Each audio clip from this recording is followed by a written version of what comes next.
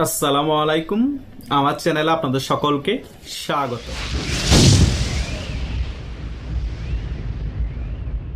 5ই August ষড়যন্ত্রমূলক গণ অভ্যুত্থানের মাধ্যমে বাংলাদেশ আওয়ামী লীগের পতন হয়েছে এবং শেখ হাসিনা সরকারের পতন হয়েছে, আমরা সকলেই অবগত আছি। 5ই আগস্টের পরবর্তী সময় অনেকেই মনে করেছিল বাংলাদেশ থেকে বাংলাদেশ আওয়ামী লীগ হারিয়ে যাবে, কিন্তু বাংলাদেশ আওয়ামী লীগ বাংলাদেশ থেকে হারিয়ে যায়নি। তখনও বাংলাদেশে বাংলাদেশ আওয়ামী লীগ ছিল, হয়তোবা শক্তিশালী রূপে বাংলাদেশ আওয়ামী লীগ বাংলাদেশের বুকে রাজনীতি করতে পারেনি। কিন্তু যতই সময় গড়াতে শুরু করে ততই বাংলাদেশ আওয়ামী লীগ আস্তে আস্তে তাদের শক্তি সঞ্চয় করে বাংলাদেশে রাজনীতি করা শুরু করে। এখনো অনেকেই বলার চেষ্টা করছে বাংলাদেশে তো আওয়ামী লীগ নেই, কিন্তু বাংলাদেশে সকল জেলা উপজেলায় মহানগর আওয়ামী লীগ আছে এবং আওয়ামী লীগের শক্তি সঞ্চয় করে ধীরে ধীরে আগের রূপে ফিরে আসার চেষ্টা করছে এবং বিভিন্ন কর্মসূচি পালন করছে। যতই সময় গড়াচ্ছে ততই আওয়ামী লীগ শক্তিশালী হচ্ছে এবং ফিরে আসার জন্য যা যা কিছু করা প্রয়োজন আগের মতো শক্তিশালী রূপে সকল কিছুই কিন্তু বাংলাদেশ আওয়ামী লীগের নেতাকর্মীরা করে যাচ্ছে। আজকে আপনাদের কাছে খুব ক্লিয়ারলি একটি মেসেজ নিয়ে আলোচনা করতে আসছি, আওয়ামী লীগ ফিরে আসা নিয়ে। আশা করছি আপনারা থাম্বনেল দেখেই ক্লিয়ার হয়ে গেছেন কি বিষয়ে আলোচনা করব, তাই শেষ পর্যন্ত ভিডিওটি দেখবেন, সকল বিষয় একেবারে ক্লিয়ার হয়ে যাবে। প্রথমত, বাংলাদেশ আওয়ামী লীগ 60 দিনের মধ্যে এখন যে শক্তিশালী অবস্থায় আছে তার থেকেও দ্বিগুণ শক্তিশালী অবস্থা নিয়েই বাংলাদেশের বুকে রাজনীতিতে ফিরে আসবে, এটা ক্লিয়ারলি আপনারা ধরে রাখতে পারেন। দিন দিন বাংলাদেশ আওয়ামী লীগ শক্তি সঞ্চয় করছে, আগের থেকেও শক্তিশালী হচ্ছে। আর সামনে যে 60 দিন আছে সেটা খুবই গুরুত্বপূর্ণ এবং সেই গুরুত্বপূর্ণ সময়ে কিন্তু বাংলাদেশ আওয়ামী লীগ এই 60 দিনের মধ্যে আগের থেকে শক্তিশালী হয়ে বাংলাদেশের বুকে রাজনীতিতে ফিরে আসবে। এখন আপনাদের মনে অনেক প্রশ্ন হতে পারে, ভাই হঠাৎ করে 60 দিনের মধ্যে কি এমন আমূল পরিবর্তন হতে পারে এবং কি কারণে বাংলাদেশ আওয়ামী লীগ হঠাৎ করে আগের থেকে শক্তিশালী রূপে ফিরে আসতে পারে? তার মেইন রিজন হচ্ছে বৈশ্বিক অবস্থা। আপনারা বিশ্বের অবস্থাটা দেখেন, বাংলাদেশ এখন দুর্ভিক্ষের কবলে পড়তে যাচ্ছে। আমেরিকা বিজি আছে ইরানের সাথে যুদ্ধে, চাইনাও বিজি আছে ইরানের সাথে যুদ্ধে, ইন্ডিয়া সম্পূর্ণরূপে ফাঁকা মাঠে আছে। ইন্ডিয়া এখন সম্পূর্ণ ফোকাস আছে বাংলাদেশের উপর, বাংলাদেশে কিভাবে ইন্ডিয়া আবার নিয়ন্ত্রণ প্রতিষ্ঠা করবে এবং বাংলাদেশ আওয়ামী লীগকে বাংলাদেশের রাজনীতিতে ফিরিয়ে আনবে। এই দিকে বেকায়দায় পড়ে গিয়েছে বিএনপি সরকার ক্ষমতায় আসার পরে। বিএনপি এখন বিদেশীয় যত দেশ আছে সকল দেশের সাথে তেমন সম্পর্ক করে যে বিভিন্ন দ্রব্য বাংলাদেশে আমদানি করবে সেটারও অবস্থা নেই, কারণ ভারত ছাড়া এখন সম্পূর্ণরূপে বেকায়দায় পড়ে গিয়েছে এই বিএনপি সরকার।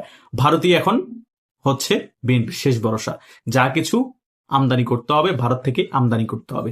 সো ভারতও সেই ফায়দা ভালোভাবে লুফে নিবে। অলরেডি ভারত একবার ডিজেল দিয়ে আরেকবার দিবে না বলে দিয়েছে, অনেক পাটা ধরে এই বিএনপি সরকার আবার ডিজেল নেওয়ার জন্য বসে আছে। ভারতও কিন্তু সত্য জুড়ে দিচ্ছে, ডিজেল দিবে বলেছে, আরো অনেক সাহায্য সহযোগিতা করবে বলেছে, কিন্তু ভারতের কথা যেগুলা যে সত্যগুলো সেগুলা মানতে হবে।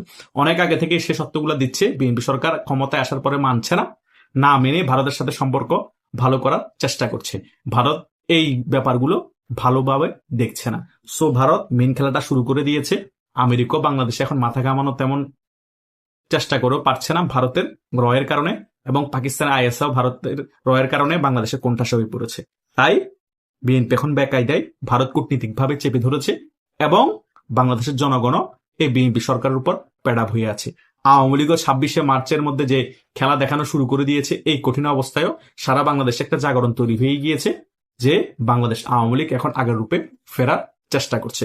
সো আগামী দিনগুলো আরো ভয়াবহ রূপ ধারণ করবে এবং বিএনপি সরকার আরো বেশি বেকায়দায় পড়বে, বৈশ্বিক অবস্থা আরো বেশি খারাপ হবে, বাংলাদেশে আরো বেশি দুর্ভিক্ষের অবস্থা তৈরি হবে।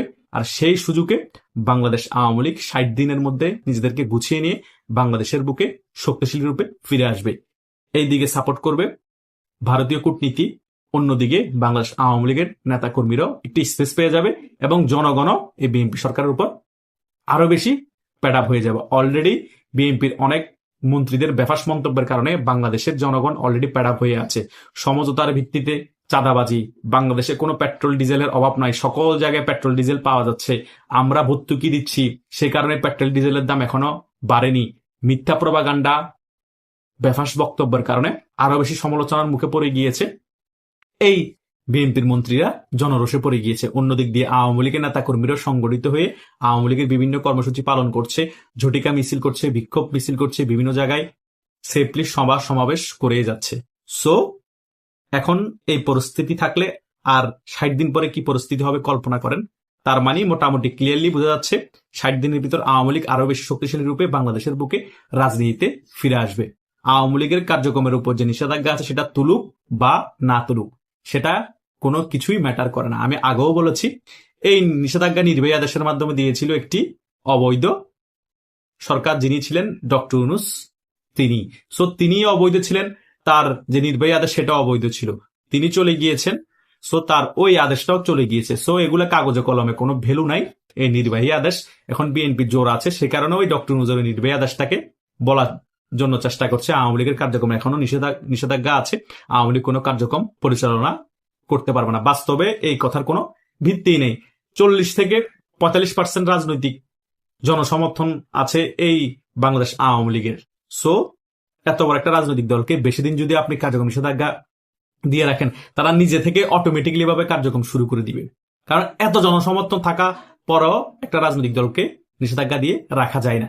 ভিজিবল হবেই তাদের কর্মসূচিগুলো। দেখেন সারা বাংলাদেশে 26শে মার্চ বলেন, 7ই মার্চ বলেন, প্রত্যেকটা দিবসে কর্মসূচি কিভাবে হচ্ছে। সামনে যত দিন যাবে ততই আওয়ামী লীগের সংগঠিত হয়ে তারা ততই বেশি কর্মসূচি পালন করবে, ততই বেশি সমাগম হবে। কতজনকে গ্রেপ্তার করবেন?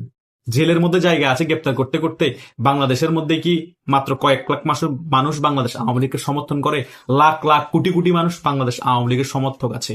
বাংলাদেশে প্রায় 8 থেকে 10 কোটি মানুষ বাংলাদেশ আওয়ামী লীগকে ভালোবাসে। কতজনকে দমানবেন? কতজনকে এই আওয়ামী লীগের কার্যক্রমের উপর নিষেধাজ্ঞা আছে বলে তারা কোনো ফুল দিতে গেলে তাদেরকে গ্রেপ্তার করবেন?